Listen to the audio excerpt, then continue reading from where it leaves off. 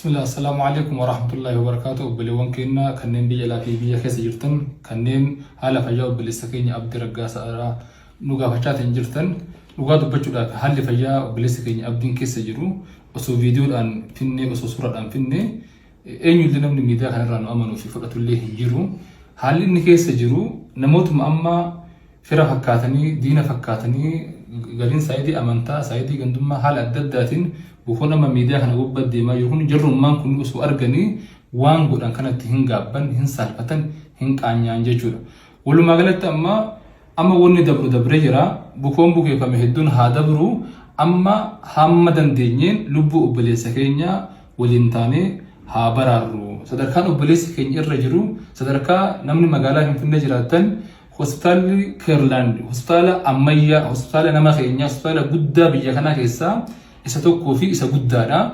sadarkaa inni illee humna kiyyaa ol jedhee rifarii gara kallattii biraatti barreessaa jiru irra jirra waan ta'eef abdiin bareedaan mucaan rifeensi isaa akkas jiru sun hundi rifeensi sun hundi ka'ee wallahi kallattii kanatu fuula kallattii kanatu mataadha wallahi wabillahi hin beeytan abdiidha nu jennaan amanne malee inni suuraa fi viidiyoon ganama isin argitan suni abdii ta'uu namni hin beeka sun fayyaa qabu abbaan fedhe hin beeka garuu har'a firri barbaade haati isa deessa suluftee ijaallalte kun abdii kiyya abadan hin jettu viidiyoo illee gadhiisuufis suuraa gadhiisuufis waan kana qaama seeraallee qabatee jira ammallee miidiyaaleen imbuusa waan ta'eef dhiifne hundaafuu kallattiin mannamu haala ittiin gargaarru ustaadni keenya afaan takka dubbatan insha Allah ta'ala. Assalaamu alaykum wa rahmatullahi wa barakatuhu. Wanni ta'e rabbiin kuni waan fedhan maratti murteessa jireenya lafa kana waa hedduu qaba waan ati ni ta'a narra ga'a jettee yaadnetu duniyaa kana gubbas irra ga'a gonkumaa waan akkana na mudata jettee sammuu kee keessatti abjuunillee takka agite beekne sirra geessa rabbi obboleessi keenya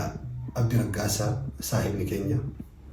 erga laa ilaaha illallah qabatee waggaa tokko ol tarkaanfatee gara waggaa lamaatiif deemu jira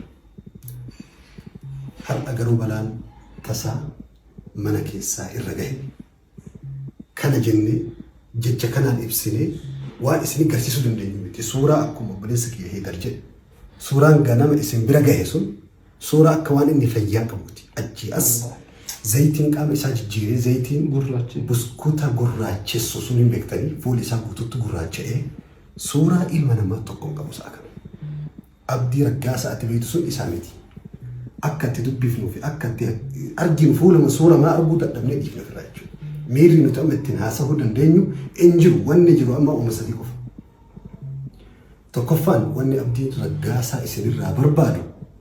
maaltu akkas godhee maaliif akkas ta'ee seerri qabatee jira. Nama akkas sirna waan san dalage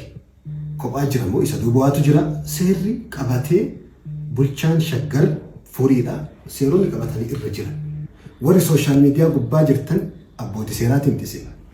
warra poolisaati miti qaama seeraati miti isin as gubbaa jirtan qorattanii waan feete yoo garagalchitan seerri waan mataa isaatti qoratee irra gahe qofa nutti gabaasa achi booda tarkaanfii itti aanu seeratu fudhata sun dhimma keenya miti sagalee ta'uu galatooma rifachuu keessan galatooma namooma keessan nu garsiisuu galatooma warri itti qoostanillee guyyaan hin naanna'a rabbiin hin fida itti qoostanii warri zayitii jismi isa affeelisanii namni nama rafutti bishaan qabbanaa kun sodaatu bishaan qabbanaa nama isaa rafutti zayitiin bifa saniin itti naqame warri har'atti qoosaa jirtan warri gara amantii naannessatan gara gandummaa fi dhimma dhuunfaa keessanitti naannessitanii ittiin qoostan Abdii Raggaasaa har'a ka'ee isin deebisuu hin danda'u garuu rabbiin guddaan sun deebii isin deebisuu danda'a rabbi walitti qoosaa jirtan tokko rabbi isin beeka yoo Abdii Raggaasaa isin beeku baatellee nuti arginee garaan nu gubatee waan jennu dhabe. Zayitii qabatanii suuraa ta'anii bara obboleessu. Kuni qoosaa takkaa banii Aadam keessatti ilmi namaa akka nurratti hin godhu abadan. Jechuu waan jennu hin qabnu ima dhiifna sarrabbi dhiifna rabbu akka itti kafanu beeka. Talammaffaati Abdii Raggaasaa waan isin barbaadu tokkoffaan du'aa'i. Akka rabbii qaama isaa san keessaa zayitii san baasee lafeen isaa akka hin tuqamne hiddaa fi narviin isaa akka hin tuqamne rifeensaa fi lafeen isaa akka hin miidhamne akka rabbiin baraaru du'aa isinirraa barbaada Abdii Raggaasaa. Inni lammataa ajandaa dhimma akka waan abbootii seeraa taatanitti faana buutanii waan hunda ol garagalchaa deemtan waan abbaa qabu